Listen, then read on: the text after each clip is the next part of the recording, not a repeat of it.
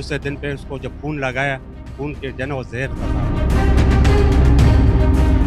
मैं सिविल अस्पताल पहुँच गया, सिविल वाले ने नहीं लिया। पाँव पड़ा हूँ, मैंने मिन्नतें किया, उन्होंने रात भर रखा।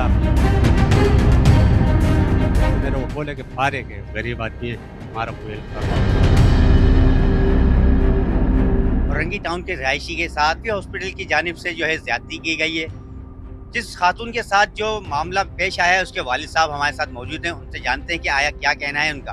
अस्सलाम वालेकुम। वालेकुम सलाम। सर क्या कहेंगे, क्या हुआ है आपकी बेटी के साथ हॉस्पिटल में? हॉस्पिटल में लोगों ने ऑपरेशन के लिए कहा है साहब। ऑपरेशन करने के बाद दूसरे दिन पे उसको जब खून लगाया, खून के जो है ना वो ज़हर था साहब। खून नहीं था, वो ज़हर था। हमारे बच्चे को जो खून लगाया तो रात को ये लोगों ने 1 बजे हमारे को जवाब दिया।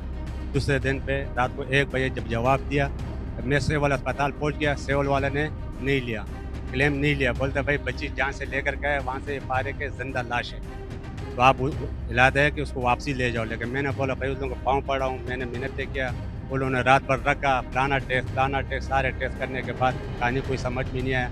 दूसरे दिन सुबह हो गया, तो सुबह में उन लोगों ने 9 बजे उन्होंने बच्ची को दाखिल करवा के उसका गुर्दे वाश किया। एक तो पहले उसका ऑपरेशन हुआ है, उसके बाद उसको दोबारा सुराख करने के बाद, उसके गुर्दे वाश करने के बाद, वो भी हमारे कहने पे, तो उन्होंने बोले सिर्फ तुम्हारे इसकी वजह से था कि जन तुम बाप है, कल तुम्हारे दिल में ये बात नहीं आए कि यार हमने इतने बड़े अस्पताल में लेकर गए तो तेरे जन्म बच्ची का। लेकिन बच्ची उसने मेरे को बोले कि फारिग है। उसने मेरे को रात को भी बोल दिया था कि जिस हॉस्पिटल से आप लाए ये फारिग है, अंदर के गुर्दे मुर्दे सारे फारिग है। अच्छा, अस्पताल वालों से आपकी क्या बातचीत हुई, क्या कहना था अस्पताल वालों? अस्पताल वाले का कहना ये था कि भाई इसको जो है ना हम लोगों ने ऑपरेशन कर दिया, अभी हमारे पास और मशीनरी नहीं है।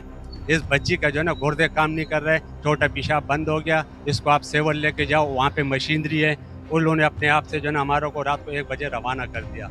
2 बजे मैं जब सिविल पहुँचा हूँ, तो उन्होंने वहाँ पे ये प्रोग्राम कर दिया कि भाई अच्छा, जब आप बच्ची को लेके गए थे, बच्ची सेहत और तंदुरुस्त थी, कैसी थी हालत? बच्चे का कोई तंदुरुस्त नहीं था। बच्चे जिंदा लाश था, मतलब कि हलवाई नहीं कर रहा था, बिल्कुल पीला पड़ गया था। उसके हाथों में सबके पास, वो अस्पताल वाले के पास भी लोगों का तस्वीरें हैं, जिस अस्पताल में ऑपरेशन हुआ है उन लोगों ने तस्वीरें खींचा। इसका हाथ जो है ना कैसा नीला पीला पड़ गया था। उन लोगों ने अपने आप को छुड़ाने के लिए मेरे को रात को 1 बजे रवाना कर दिया। मैं सिविल गया हूँ, लेकिन सिविल वाले ने केस नहीं लिया। फिर भी मैंने मिन्नतें करके उसको वहाँ पे अच्छा, थाने में आपने दरखास्त दी मैंने कुछ किया? थाने में दरखास्त दिया, नंबर भी लिखवाया है। 14 तारीख को मैंने कटवा के उसको दिया, पर्ची दिया है कि मेरे पास फ़ोन आएगा तो मैं जाऊँगा।